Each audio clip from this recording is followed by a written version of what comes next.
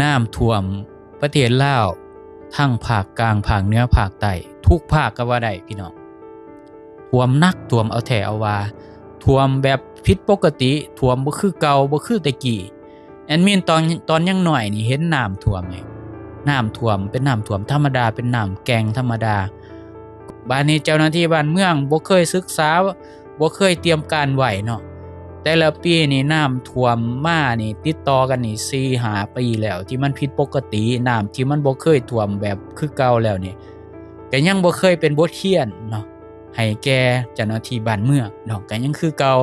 เปรียบเสมือนเนาะปลาทองที่บ่มีความจำนั่นเองเนาะบ่เคยเตรียมการไว้เนาะควรที่จะมาศึกษากับประเทศไทยซะบ่เคยสำรวจกวดกาเนาะ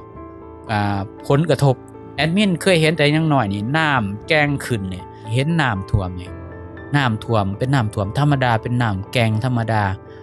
กว่าสิขึ้นนี่3 มื้อ 4 มื้อ 5 มื้อ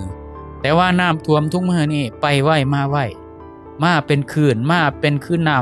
ำตาดคือน้ำตกไปจังซั่นแบบมาไวไปไว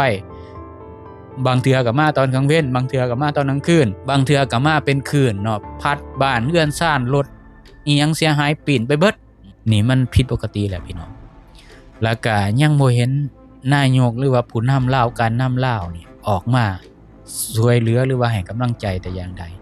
แต่ว่าเห็นไปโผล่หน้าอยู่3เหลี่ยมทองคำคิงโรมันเนาะเห็นไปโผล่หน้าอยู่สงสัยอาจสิมีไปตกลงเรื่องธุรกิจกันเนาะแต่ว่าเรื่องน้ำท่วมนี่เอาไว้ก่อนน้ำท่วมนี่เอาไว้ทีหลังเนาะซึ่งเนาะน้ำท่วมมานี่เป็นอาทิตย์แล้วพี่น้องแขวงคำมวนเดี๋ยวนี้แขวงจำปาสักนี่ก็หุ่นแห้งแล้วอยู่ทางเหนือก็หุ่นแห้งคือกันเนาะพี่น้องเฮ็ดให้ถนนหนทางเป๋เพ่ขาดนี่คือสิ่งที่เกิดขึ้นจากการที่จะอยากเป็นมหาอำนาจทางพลังงานไฟฟ้าหรือว่าแบตเตอรี่แห่งอาเซียนของรัฐบาลลาวบ่เคยเนาะศึกษาเนาะผลได้ผลเสียบ่เคยสำรวจกวดกาเนาะผลกระทบมีแต่ว่าโยนให้สัมปทานอย่างเดียวเนาะโยนให้จีนให้เวียดนามให้ประเทศไทยแบบนั้นโดยที่บ่ศึกษาความเป็นไปได้แอดมินก็บ่ฮู้ว่าเวลาเกิดภัยพิบัติจังซี่เวลาปล่อยเขื่อนลงจังซี่นะน้ำมันแห้งจังซี่นะบริษัทเหล่านี้สิมาซอยคนลาวบ่เนาะสิมาเยียวยาบ่เนาะเวลาถูกรถล่าถูกน้ำพัดเพพังเสียหายหรือว่าเรือนซ่านบ้านซองเสียหายหรือว่าดินถล่มดินเจือนหยังเรือนซ่านไหลไปกับน้ำกับหยังนี่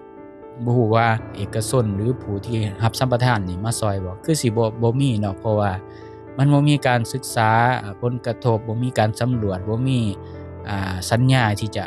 มารับผิดชอบทางด้านนั้นอีกอย่างนึงรัฐบาลลาวก็พยายามที่จะอยากให้มันเป็นแบตเตอรี่แห่งอาเซียนแบบไวๆก็เลยอาจสิบ่ได้คิดเกี่ยวกับเรื่องนี้ดอกนะมีแต่ว่าให้ประชาชนเนี่ยกลุ่มตนเองนั่นแหละให้อินฟลูเอนเซอร์ให้ช่วยเหลือกันเองเนาะปีนี้แฮงบ่ค่อยมีล่ะอินฟูออกมาเพราะว่ามันมีประเด็นที่แบบการที่จะอมเงินช่วยเหลือก็เลยเฮ็ดให้อินฟูต่างๆนี่บ่ออกมาแล้วบ่คือแต่เก่าแล้วที่ยังมีอยู่ก็มีน้อยเนาะก็มีน้อยแฮงที่จะออกมาช่วยเหลือด้วยความจริงใจเนาะบ่แม่นว่าบ่มีเลยแต่ว่าคนเดิมๆคนเก่าๆที่เคยเนาะเฮ็ดมาก็บ่ได้เฮ็ดแล้วเพราะว่าส่วนหลายมีแต่เฮ็ดด้วยการอยากขายสินค้าอยากโปรโมตสินค้าที่ตัวเองได้เฮ็ดได้ขายนั่นแหละแต่ว่าเนาะมันมีประเด็นขึ้นมาแล้วก็บ่ได้เฮ็ดแล้วบัดนี้ภาระหน้าที่ต่างๆนี่ก็ตกอยู่ในเจ้าหน้าที่บ้านเมืองบัดนี้เจ้าหน้าที่บ้านเมืองบ่เคยศึกษาบ่เคยเตรียมการไว้เนาะเวลาฮอดหน้าฝนแล้วควรสิจัดการเตรียมการเนาะไว้เนาะ1เนาะเครื่องดันน้ำจักรพักดันน้ำเนาะหรือว่าจักรดูดน้ำซึ่งประเทศไทยแอดมินเห็นนี่มีพยากรณ์อากาศมาแปลกๆนี่เขาสิพากันขนลากเอารถเครื่องดูดน้ำหรือว่าจักรดูดน้ำมาหรือว่าเครื่องพักดันน้ำมาติดตั้งไว้เลยล่ะ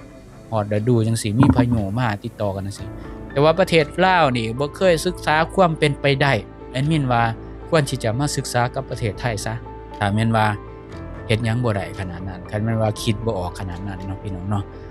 มีแต่ว่าออกมาตามมีตามเกิดอย่างที่แอดมินเห็นก็ให้ทหารตำรวจให้ทหารหรือว่ากองร้อยในพื้นที่นี่ออกซอยเหลือเนาะเฮือก็เฮือธรรมดาเนาะแล้วก็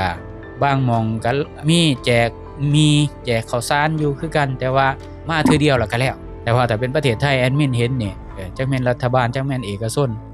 มาบางคนจนได้ขายพุ่นน่ะเฮือนนึงนี่จนเหลือกินจนได้ขายมันนะเดี๋ยวก็มาแล้วอสมเอามาแจกแล้วจักอีหยังต่ออีหยังซึ่งแตกต่างเนาะกับบ้านเฮาเนาะกับประเทศลาวนี่บ่มีหน่วยงานที่จะช่วยเหลือบ่มีอิหยังรัดกุมทั้งที่ว่าบ้านตัวเองเมืองตัวเองให้สัมปทานต่างชาตินี่เรื่องเขื่อนนี่หลายขนาดเด้อพี่น้องแต่บ่ศึกษาความเป็นไปได้บ่เคยเป็นบทเรียนน้ำท่วมซ้ำๆซากๆมานี่ต่อเนื่อง 4-5 ปีซึ่งบ่เคยเกิดขึ้นน้ำแกงขึ้นนี่คือขึ้นธรรมดาพี่น้องขึ้นอาทิตย์เป็นอาทิตย์พุ่นได้จังลงแล้วมันสิค่อยขึ้นค่อยลงแบบไปย่างเล่นได้ล่ะเอาหม้องไปใส่เอาหยังไปใส่แต่เดี๋ยวนี้บ่ได้เด้พี่น้องมันไหลแห้งพี่น้องจักค้อนจักไม้มีฮอดงัวควายไหลน้ำหมูอิหยังสัตว์สาบสิ่งตายมีฮอดรถมีฮอดบ้านเขื่อนต่างๆนี่ถล่มทลายคือแบบบ่เคยเห็นนะพี่น้องแน่นอนนี่แล้วสิ่งที่เกิดขึ้นมันก็เกิดจากมันผิดปกติเนาะมันบ่แม่นท่วมธรรมดาแม่นอยู่มันเป็นมันมีภัยพิบัติแต่ว่ามนุษย์เฮ็ดให้สิ่งเหล่านี้มันรุนแรงขึ้นเฮ็ดให้อุทกภัยมันรุนแรงขึ้นแล้วก็บ่มีการศึกษาผลกระทบเนี่ยบ่มีบทเรียนที่จะเฮ็ดจังได๋สิแก้ไขจังได๋คือแบบเสียหญ้าทมขี้ม้าถ้าเป็นภาษาไทยก็พักซี่โรยหน้าแล้วก็แล้วไปเอากองร้อนเอาทหารออกมายกๆแงกๆแล้วก็แล้วไปบ่ได้ศึกษาต่อนะบ่ได้ปฏิบัติการแบบให้มันรัดกุมให้มันปีหน้านี่สิเกิดขึ้นอีกบ่เนาะสิมีงบประมาณเฮ็ดจังได๋สิจัดการจังได๋มีเสื้อชูชีพบ่มีเรือบ่สิจัดจังได๋เพราะว่าที่ผ่านมามีแต่อินฟูมีแต่ประชาชนน่ะเฮ็ดช่วยเหลือกันเฮ็ดซึ่งเนาะต่างจากประเทศไทยนี่เขาสิมีกู้ภัยเขาสิมีหน่วยงานเฮ็ดด้วยความจริงใจมีเอกชนช่วยเหลือระดมทุนต่างๆนานาแบบเว้าแล้วมันเปรียบเทียบกันบ่ได้น่ะมันต่างกันหลายเนาะกับประเทศลาวอันนี้บ่แม่นดูถูกเนาะนี่คือสิ่งที่ควรศึกษาควรที่จะแก้ไขพัฒนาภัยพิบัติแห่งเกิดที่แบบนี้แล้วก็ควรเป็นบทเรียนแน่เนาะต้องพัฒนาแน่เนาะโอเคเนาะเว้าหลายก็เจ็บคอนะขอให้เนาะผ่านพ้นไปขอให้ผู้ประสบภัยผ่านพ้นโดยเร็วเนาะขอให้ปลอดภัยทุกๆคนนะสบายดี